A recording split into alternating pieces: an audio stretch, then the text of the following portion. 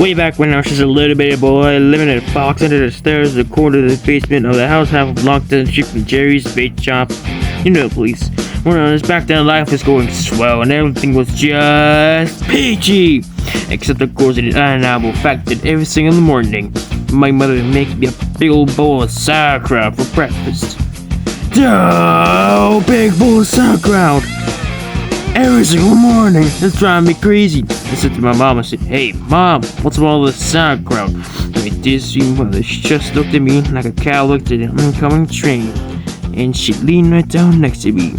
And she said, "It's good for you!" And then she tied to a wall and stuck a full in my mouth to pour certain dolly, but sauerkraut till I was 26 and a half years old.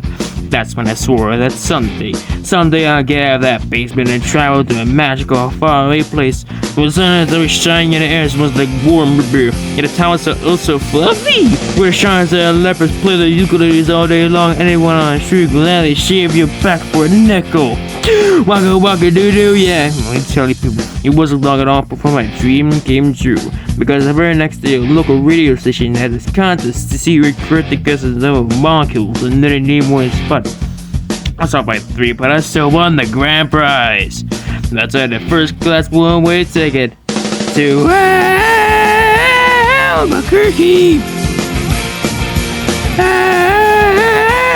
Albuquerque. Oh yeah, you know I've heard about it before, and I'm gonna tell you it was really great. Except as between Trailer jumping and restricting the severe body odor, a little khaki kept throwing up the whole time. The flight turns around, Dr. Pepper, salt and peanuts. A new flight movie was biting upon shore, and yeah, here later just burned down. And we went to a tailspin that crashed to a hillside, and the plane exploded in a giant fireball, and everybody died. Except for me. You know why? Because I had my tray table up. And my seat back in the full up right position. And my tray table up. And my seat back in the full up right position. And my tray table up. And my seat back in the full up right position.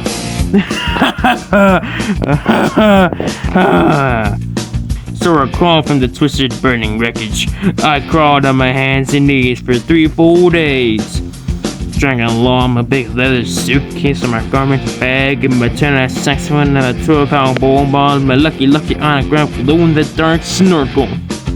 But finally I arrived at the world famous Albuquerque Holiday Inn. The towers are also fluffy. And you can just survive the ashtrays if you wanna.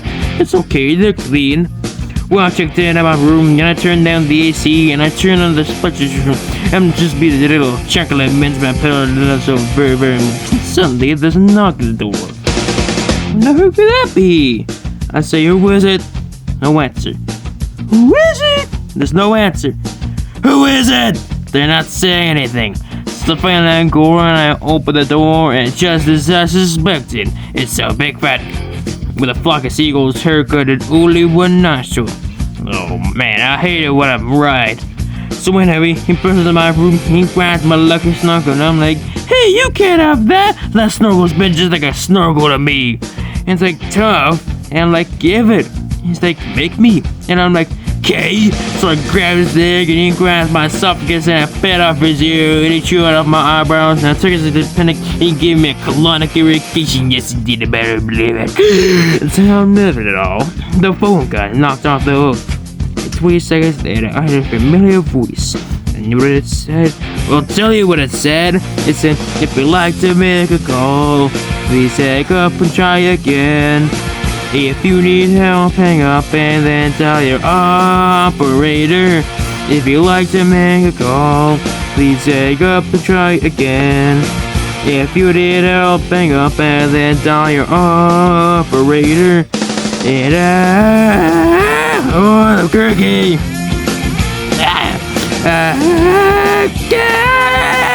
Albuquerque. Well, to cut a long story short, he got away with my snorkel, but me a solid environment right then that I would not rest. I would not sleep for innocent until the one nostril man that brought you justice. But first, I just wanted the donuts. So I got my car and I drove to the donut shop and I up to the guy on the counter and he says, "Yeah, what do you want?" I said, "You got any glazed donuts?" He said, no, what a glazed donuts. I said, what do you got any chili donuts? He said, no, what a chili donuts. I said, you got a bavarian cream-filled donuts? He said, no, what a bavarian cream-filled donuts. I said, you got any cinnamon rolls? He said, no, what a cinnamon rolls. I said, you got any apple fritters? He said, no, what apple fritters? I said, you got any bear claws? He said, wait a minute, I'll go check.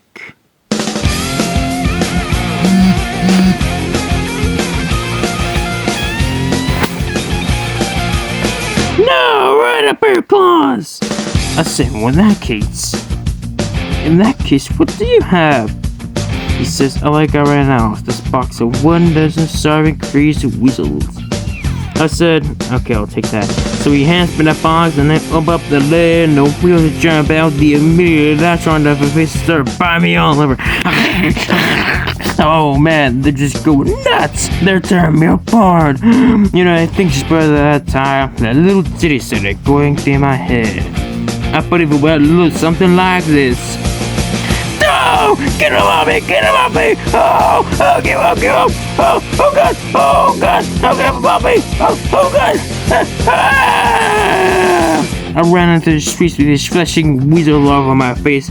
Everyone's all around, just running like a constipated wiener dog. And it's like what happened. That's exactly when I ran into the girl at my tree. Her name was Zelda.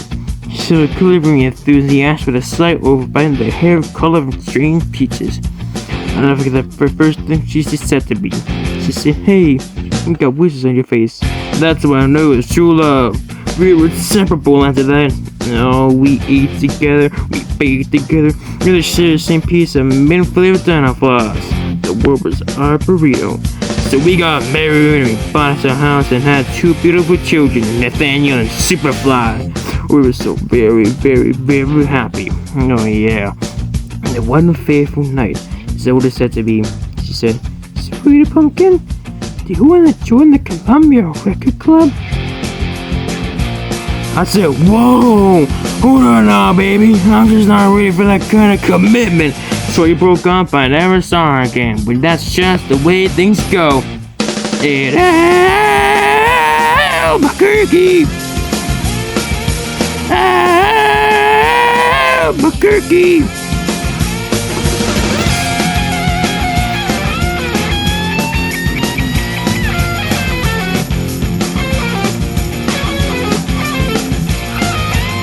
Anyways, we just started looking up for me because about a week later, I finally achieved my lifelong dream. That's right, I got me a part-time job at the Sizzler. I would be put it once after I put that grease fire in my face. Oh yeah, really jealous of me after that. I was getting a lot of attitude. Like one time, I was on the parking lot trying to remove my ex's earwax with a gold pencil, but I see his grandma trying to carry a big old sofa of the sofa by himself. So I just say, hey, you want me to help you with that? And Marty, he just rolls his eye and goes, no, I want you to cut up my arms and legs with a chainsaw. So I did. And he gets all indignant on me. He's like, hey man, it was just be sarcastic. Well, that's just great. How was I supposed to know that? I'm not minded for crying out loud. Besides, nice guy, really cute nickname, Torso Boy. So what's he complaining about? Say, that reminds me of another amusing anecdote. This guy comes on into the street and tells me he hasn't had a bite in 3 days. Well, I knew what he meant, but just to be funny, I took a big bite out of his jugular vein, and he's yelling and screaming and bleeding all over. I'm like, hey, come on, don't you get it? But you kept throwing on his side while bleeding and screaming, You can completely iron the whole situation. Man, so we just take it a joke, you know? Anyway, where's I? Kind of straight there, thought. Well, okay, I know it's crying about my way of saying it, but I guess the whole point I'm trying to make here is I hate sauerkraut. That's how I'm really trying to say.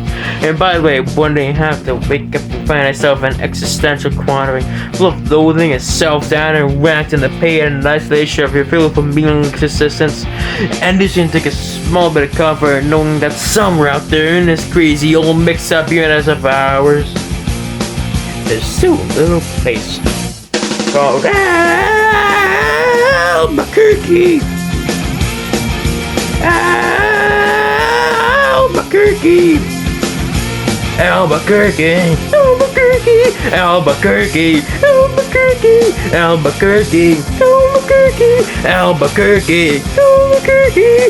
I said A. A. L. L. B. B. U. U. Gurky. Gurky.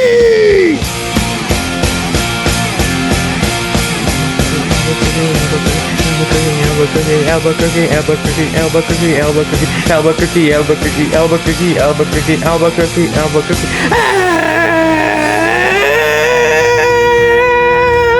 Albuquerque.